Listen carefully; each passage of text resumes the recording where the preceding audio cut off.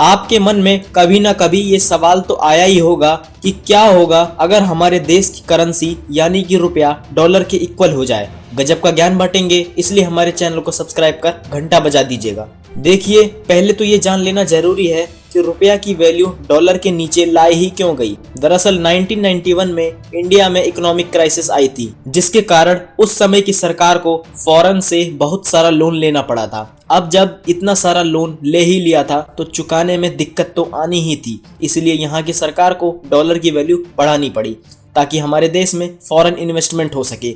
जब foreign company हमारे देश में आके यहाँ अपनी कंपनी खोलेगी तो लोगों को रोजगार मिलेगा। बात करेंगे कि अगर हमें रुपए की वैल्यू डॉलर जितनी हो गई तो उससे क्या होगा।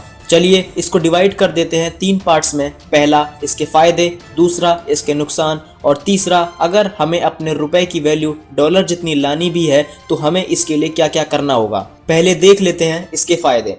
अगर फ्यूचर में कभी ऐसा होता है तो इसके 3 फायदे हैं। पहला कि चीजें सस्ती हो जाएंगी, दूसरा हमारे देश में बहुत सारे स्टार्टअप होंगे क्योंकि आज के लोग ज्यादा सैलरी के लिए दूसरे देश चले जाते हैं, लेकिन अब जब रुपए और डॉलर की वैल्यू सेम ही हो जाएगी तो मतलब सैलरी भी सेम ही मिलेगी, तो क्यों ही कोई अपना देश छोड़कर बाहर जाएगा। और तीसरा फायदा ये है कि हमारा भारत देश आत्मनिर्भर बन जाएगा।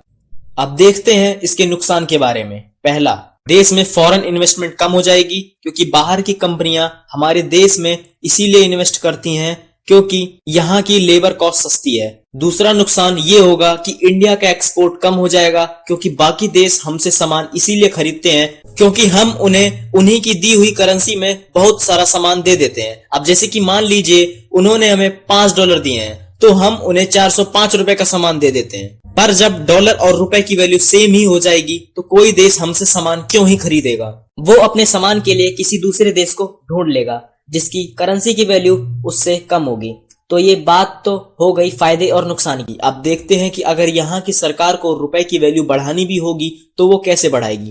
पहला, हमें इंपोर्ट का काम कम करना होगा और एक्सपोर्ट ज्यादा करना होगा।